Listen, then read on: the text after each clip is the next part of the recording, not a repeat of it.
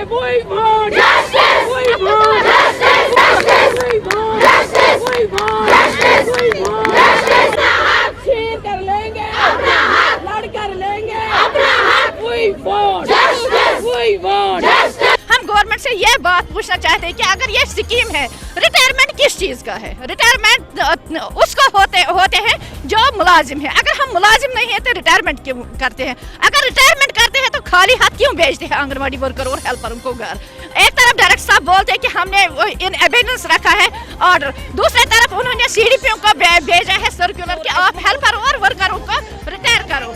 और हमारी डिमांड है, हम मिनिमम वेज मांगते हैं 18,000 रुपये. हमारी लड़ाई है इस वक्त स्टेट गवर्नमेंट से जो हमारे आंगनवाड़ी वर्करों को 600 रुपये दे दे और 300 रुपये आंगनवाड़ी हेल्पर को दे दे. हम इस पर 600 रुपये या 300 रुपये पे हम गुजारा नहीं कर सकते. ये अफसोस की बात है. अगर एक तरफ सजाद साहब या महबूब मुफ्ती या हमारा डायरेक्टर बोलते हैं कि हम बेटी बचा बेटी पढ़ा प्रोग्राम हम गली गली गाँव डिस्ट्रिक्ट करते हैं, मगर उनको ये पूछना चाहते हैं कि ये हम आपके इनके बेटे नहीं हैं, हम इनके माएँ नहीं हैं, हम इनके बहनें नहीं हैं. पहले हमारे साथ इंसाफ करो, पहले हमारा मसला हल करो. दूसरी तरफ उन्होंने 3,331 आंगनवाड़ी सेंटर नए खोलने का प्लान बनाया. हम इसको कंडम करते हैं. हम पहले हमारे साथ इंसाफ करो, हम तब तक नए सेंटर खोलने नहीं देंगे. और दूसरी तरफ हमारा डायरेक्टर जम्मू में बैठ के सर्कुलर निकालता है, सर्कुलर निकालता है.